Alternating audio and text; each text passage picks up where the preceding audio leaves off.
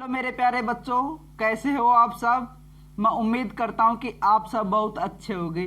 प्यारे बच्चों, हमारी सीरीज चल रही है एनसीईआरटी की। तो एनसीईआरटी की सीरीज में हमने क्लास 6 की साइंस पढ़ी और आज की क्लास में हम क्लास 7 की एनसीईआरटी की साइंस का पहला चैप्टर पढ़ने जा रहे हैं। तो प्यारे बच्चों, आज की क्लास आपके लिए बहुत ही महत्वपूर्ण क्लास है और आज की क्लास के अंत में जो आज का सवाल है, आज का जो क्वेश्चन है क्लास का, वो बहुत ही महत्वपूर्ण क्वेश्चन है। वो क्वेश्चन देखने के बाद आपका दिल खुश हो जाएगा।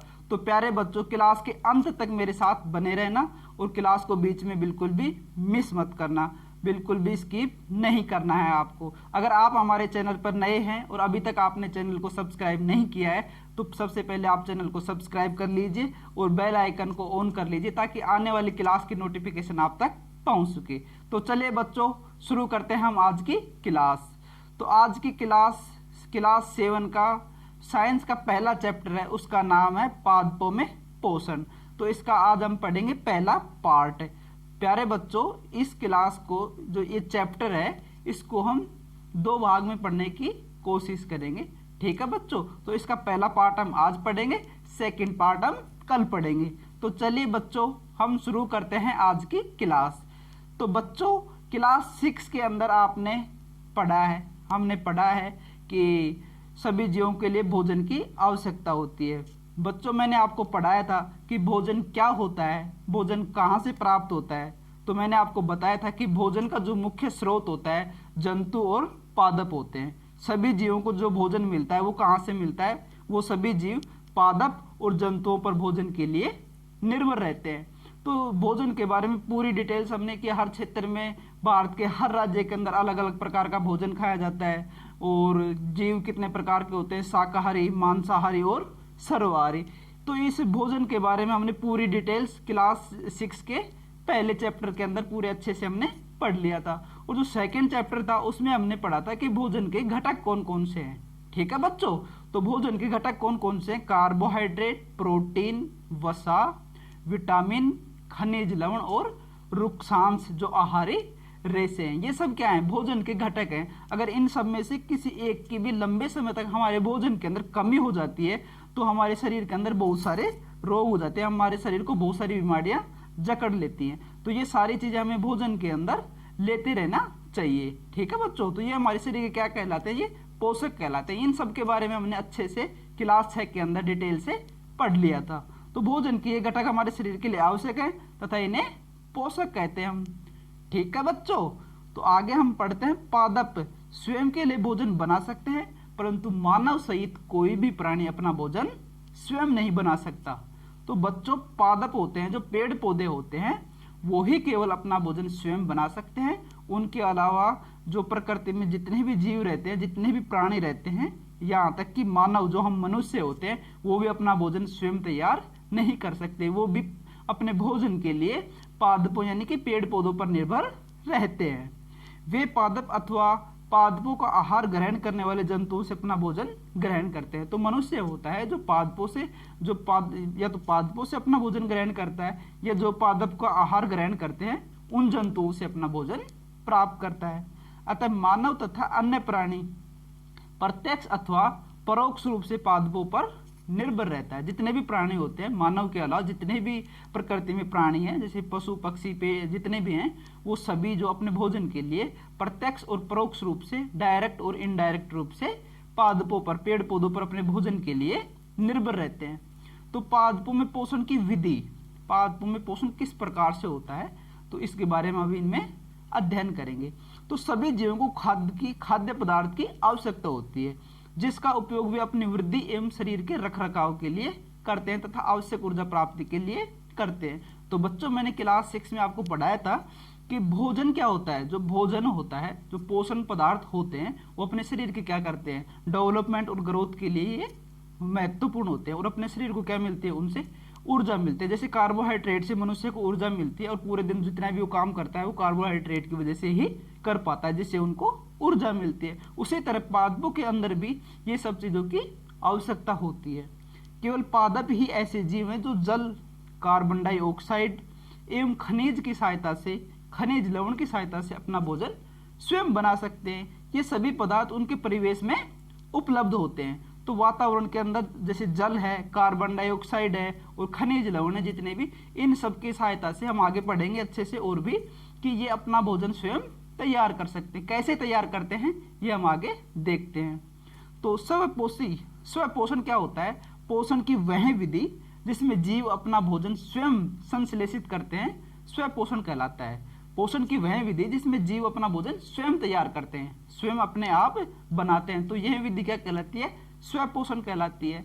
स्वपोषी ऐसे पादप जो अपना भोजन स्वयं संश्लेषित करते हैं उन्हें क्या कहते हैं? स्वपोषित कहते हैं। जैसे इसका अच्छा सा एग्जाम्पल होगा, पेड़ पौधे अपना भोजन स्वयं तैयार करते हैं, तो पेड़ पौधे क्या हो जाएंगे? स्वपोषी हो जाएंगे। आगे देखते हैं विषमपोषी जंतु एवं अधिकतर अन्य जीव पादपों द्वारा संश्लेषित भोजन ग्रहण करते हैं। जो पेड़ पौधे पादप अपना भोजन तैयार करते हैं उस भोजन के द्वारा ही जो और अन्य जीव जंतु हैं, जैसे हम मनुष्य प्राणी है या और अन्य जानवर हैं या एनिमल्स जितने भी हैं, जो अपना भोजन किससे प्राप्त करते हैं? पेड़ पौधों से प्राप्त करते हैं या अन्य किसी पादप से प्राप्त करते हैं, तो उनको क्या कहेंगे? हम विषमपोषी कहेंगे। ठीक है बच्चों, आगे हम देखते हैं पादपों में खाद्य पदार्थों का संश्लेषण का प्रक्रम क्या है। प्रकाश संश्लेषण की प्रक्रिया के द्वारा जितने भी पादप पदार्थ होते हैं वो खाद्य पदार्थों का संश्लेषण करते हैं, खाद्य पदार्थों का निर्माण करते हैं। तो प्रकाश संश्लेषण की प्रक्रिया जिसको इंग्लिश में हम बोलते हैं फोटोसिंथेसिस, तो ये कैसे होती है, किस प्रकार से होती है, किन किन की उपस्थिति में होती है, इन सब के बारे में हम डिटेल से देखते हैं। हरे पादप प्रकाश संश्लेषण प्रक्रम द्वारा अपना खाद्य पदार्थ स्वयं संश्लेषित करते हैं।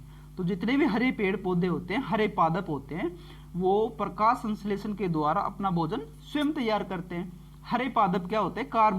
हरे पादप जितने भी होते हैं कार्बन डाइऑक्साइड, जल और खनिज लवण जैसे रासायनिक पदार्थों का उपयोग करके खाद्य संश्लेषित करते हैं। प्रकाश संश्लेषण के लिए क्लोरोफिल एवं सूर्य का प्रकाश अनिवार्य रूप से आवश्यक है। जो प्रकाश संश्लेषण की प्रक्रिया होती है उसके लिए क्लोरोफिल एवं सूर्य का प्रकाश बहुत महत्वपूर्ण है। तो इसमें होता क्या है? जैसे कार्बन डाइऑक्साइड और जल होता है, तो जब ये क्रिया करते हैं, इनको क्रिया करवाई जाती है, तो प्रकाश क्लोरोफिल एवं सूर्य के प्रकाश की उपस्थिति में करवाई जाती है। ये जो इसकी समीकरण है वो हम आगे देखेंगे। पत्तियां पादप की फैक्ट्रियां हैं। जो प्रकाश संश्लेषण की जो प्रक्रिया होती है पेड़ पौधों के अंदर, ये कहाँ पे होती है? ये होती है पत्तियों के अंदर। इसीलिए इसको क्या कहते हैं? पादप फैक्ट्री कहते हैं। जो भोजन बनाने की प्रक्रिया होती है इसको रसोई घर भी कहते हैं एक तरीके से। तो जितना भी भोजन बनाने का काम होता है हरे पेड़ पौधों में, तो ये हरी पत्तियों के अंदर होता है। ठीक है बच्चों, जड़ द्वारा जो जड़ होती है तो मृदा में उपस्थित जल एवं खनिज अवशोषित किए जाते हैं। तो प्यारे बच्चों, जो पेड़ पौधों की जड़ें होती हैं वो मिट्टी से नीचे होती हैं, जमीन के अंदर होती हैं। ठीक है, तो जमीन के अंदर जितने भी खनिज लवण होते हैं और जो जल होता है, तो ये जड़ें क्या करती हैं? उनको अवशोषित करती हैं, उनको ऑब्जर्व करती हैं, अपने अंदर लेती हैं और तने के माध्यम से इनको पत्तियों तक पहुंचा देती हैं। अब पत्तियां क्या करती हैं? जब पत्तियां प्रकाश संश्लेषण की क्रिया होती है, जब अपना भोजन तैयार करती हैं, तो उनके अंदर इनका उपयोग करती हैं। तने के माध्यम से पत्तियों तक ये पहुंचा दिए जाते हैं। पत्ती की सतह पर उपस्थित सूक्ष्म रंध्रों, पत्तियां की जो सतह होती है, जो पत्तियां होती हैं, उनमें छोटे छोटे छिद्र होते हैं। इन छोटे छोटे छिद्रों को क्या कहते हैं? रंध्र कहते हैं। और इनमें क्या उपस्थित होती है? वायु उपस्थित होती है और कार्बन डाइऑक्साइड प्रवेश करती है। जो छोटे छोटे रंध्र होते हैं पत्तियों के अंदर, तो उसके द्वारा क्या करती है? जो कार्बन डाइऑक्साइड होती है जो अंदर प्रवेश करती है। ये रंध्र द्वार कोशिकाओं द्वारा घिरे रहते हैं। और इन छोटे छोटे छिद्रों को क्या कहते हैं? हम इन छोटे छोटे छिद्रों को रंध्र कहते हैं।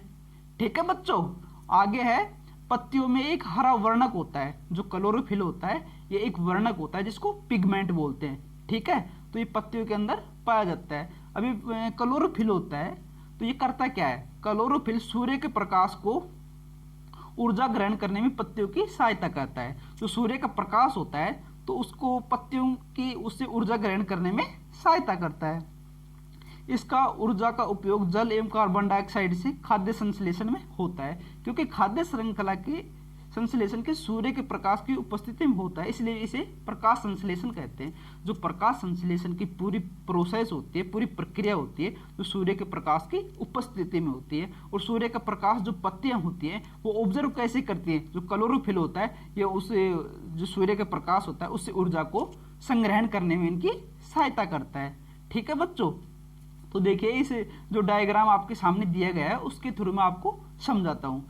जैसे ये पेड़ है, ठीक है, तो इसकी जड़ें जो हैं ये मिट्टी के अंदर रहती हैं। ठीक है, कोई भी पेड़ होता है उसकी जो जड़ें होती हैं मिट्टी के अंदर होती हैं। तो मिट्टी के अंदर बहुत सारे खनिज लवण होते हैं और वाटर होता है, जो जल होता है। ठीक है, तो ये जो जड़ें होती हैं, जो वाटर होता है, पानी होता है, जल होता है, उसको अवशोषित करके और यहाँ तक पत्तियों तक पहुंचा देती हैं। अब पत्तियां क्या करती हैं, सूर्य का जो ये प्रकाश आ रहा है, ये लाइट आ रही है, इसको ऑब्जर्व करती हैं। और पत्तियों के अंदर जितनी भी हरी पत्तियां होती हैं, हरे पेड़ पौधे होते हैं, तो उनके अंदर क्या होता है, क्लोरोफिल होता है। क्लोरोफिल नाम का एक वर्णक होता है, ठीक है, पिगमेंट होता है। तो ये पिगमेंट क्या करता है, सूर्य के प्रकाश से आने वाला ये सूर्य का प्रकाश है, तो इससे ऊर्जा को क्या करता है, ऑब्जर्व करता है, ऊर्जा को संश्लेषित करता है पत्तियों के अंदर। अब पत्तियों के अंदर ऊर्जा संश्लेषित हो जाएगी, ठीक है, कार्बन डाइऑक्साइड आ रही है, ठीक है, और जल, ये तीनों मिल करके जब दोनों मिलते हैं और सूर्य का प्रकाश है ही, क्लोरोफिल है ही, तो उसके बाद क्या करते हैं, कार्बोहाइड्रेट और ऑक्सीजन को क्या करते हैं, छोड़ते हैं। तो जो ऑक्सीजन होती है, जितने भी सजीव हैं वो अपने श्वसन क्रिया में क्या करते हैं, उपयोग करते हैं। अतः सभी जीवों के लिए ऊर्जा सूर्य ऊर्जा का चरम स्रोत है। जो ऊर्जा मिलती है उसका जो प्रमुख स्रोत है, कहाँ से मिलती है, सूर्य से मिलती है। जितने भी जीव प्रकृति पर रह रहे हैं उन सबको जो प्राथमिक स्रोत है, ऊर्जा का मुख्य स्रोत है, वो क्या है, सूर्य है। जितने भी ऊर्जा मिलती है सभी जीवों को सूर्य से प्राप्त होती है। अब देखो ये जो समीकरण आपको दी गई, ये इक्वेशन आपको दी गई, इसको आपको बहुत अच्छे से समझना है। जो कार्बन डाइऑक्साइड होती है प्यारे बच्चों, जो कार्बन डाइऑक्साइड होती है, तो कार्बन डाइऑक्साइड गैस, ठीक है, जो वातावरण के अंदर बहुत ही अधिक मात्रा में पाई जाती है। और जल होता है, जल कहाँ से आता है, जल पत्तियां, जल जो जड़ें होती हैं किसी भी पेड़ की, वो जो मिट्टी से अवशोषित करके और तने द्वारा पत्तियों तक पहुंचा दिया जाता है। और सूर्य का प्रकाश मिल ही जाता है आसानी से। क्लोरोफिल होता है, ये पेड़ पौधों की हरी पत्तियां होती हैं, उनके अंदर ये एक वर्णक के रूप में, पिगमेंट के रूप में उपस्थित होता है। अब क्या होती है, ये वो होती है पेड़ पौधे, पत्तियों के अंदर क्या होती है, ये क्रिया होती है, ये एक प्रोसेस चलता है। तो उसके बाद जब ये विघटित होता है तो क्या होता है, कार्बोहाइड्रेट बनता है और ऑक्सीजन बनता है। कार्बोहाइड्रेट जो होता है पत्तियों के अंदर मंड के रूप में संचित हो जाता है और ऑक्सीजन वायुमंडल के अंदर छोड़ दिया जाता है। जो जितने भी जीव वायुमंडल के अंदर रहते हैं वो ऑक्सीजन का उपयोग करते हैं अपने श्वसन प्रक्रिया के अंदर। इस प्रक्रम में ऑक्सीजन निर्मुक्त होती है, मतलब कि ऑक्सीजन निकलती है। कार्बोहाइड्रेट अंततः पत्तियों में मंडिया स्टार्च के रूप में संचित हो जाती है। पत्ती में स्टार्च की उपस्थिति प्रकाश संश्लेषण प्रक्रम का संपन्न होना दर्शाता है। स्टार्च भी एक प्रकार का कार्बोहाइड्रेट, जो स्टार्च है वो एक प्रकार का क्या है, कार्बोहाइड्रेट। और प्यारे बच्चों ये चीज आपको बहुत अच्छे से ध्यान रखनी है कि पत्ते में स्टार्च उपस्थित है, ठीक है। आपने कोई भी एक्सपेरिमेंट किया या प्रयोग किया जिससे आपको पता चला कि जो पत्ती है इसमें स्टार्च उपस्थित है, इसी से क्या सिद्ध होता है कि प्रकाश संश्लेषण प्रक्रम इसमें संपन्न हो रहा है। इस चीज से ये प्रूफ होता है, ठीक है बच्चों। तो प्यारे बच्चों ये थी अपनी आज की क्लास, और आई होप ये क्लास आपको बहुत अच्छी लगी होगी और बहुत अच्छे से आपको समझ में आई होगी। अगर आपका थोड़ा सा भी डाउट इसमें लगता है तो आप वापस से क्लास को बैक करके देखिए और एक बार या दो बार क्लास को अच्छे से देखिए, आपके सारे डाउट क्लियर हो जाएंगे, ठीक है प्यारे बच्चों। तो प्यारे बच्चों जो आज की अपनी क्लास का जो सवाल है वो है, क्या पत्तियों के अलावा पौधे के अन्य भाग भी प्रकाश संश्लेषण करते हैं? तो इस क्वेश्चन का आंसर आपको कमेंट बॉक्स में कमेंट करके देना है और सभी बच्चों को इसका आंसर देना है, ठीक है बच्चों। तो बच्चों कोरोना वायरस की खतरनाक लहर चल रही है, आपको मास्क प्रॉपर तरीके से पहनना है, हाथों को बार बार सैनिटाइज करते रहना है, घर पे रहना है, बहुत जरूरी काम के लिए घर से बाहर निकलना है और सामाजिक दूरी का पालन बहुत कड़ाई से करना है। क्लास में अंत तक बने रहने के लिए प्यारे बच्चों आपका बहुत बहुत धन्यवाद। और अगर आपने चैनल को अभी तक सब्सक्राइब नहीं किया है तो चैनल को सब्सक्राइब कर लीजिए, बेल आइकन को ऑन कर लीजिए ताकि आने वाली न्यू क्लास की नोटिफिकेशन आप तक पहुंच सके। क्लास अच्छी लगी हो तो क्लास को लाइक करें और क्लास को अपने दोस्तों तक शेयर जरूर करें। दोस्तों ये बात मैं आपको बार बार इसलिए बोलता हूँ कि क्लास को शेयर करें। लॉकडाउन के अंदर बच्चों की पढ़ाई नहीं हो पा रही है और बच्चे बहुत परेशान हैं, उनको पढ़ने की कोई सामग्री नहीं मिल पा रही है, कोई सोर्स नहीं मिल पा रहा है। तो ये क्लास आप अपने दोस्तों तक जरूर शेयर करें ताकि वो भी लॉकडाउन में अपनी पढ़ाई जारी रख सके, उनका भी पढ़ाई का नुकसान ना हो। और कमेंट बॉक्स में कमेंट करके क्लास कैसी लगी इसके बारे में जरूर बताइए और एक अच्छा सा कमेंट हमारी टीम के लिए जरूर छोड़ के जाइए ताकि उससे अपने हमारी टीम को मोटिवेशन मिले और आप तक अच्छी अच्छी जानकारी लेकर हम आए और अच्छी अच्छी क्लास और आगे लेकर के आ पाए। धन्यवाद बच्चों, धन्यवाद दोस्तों।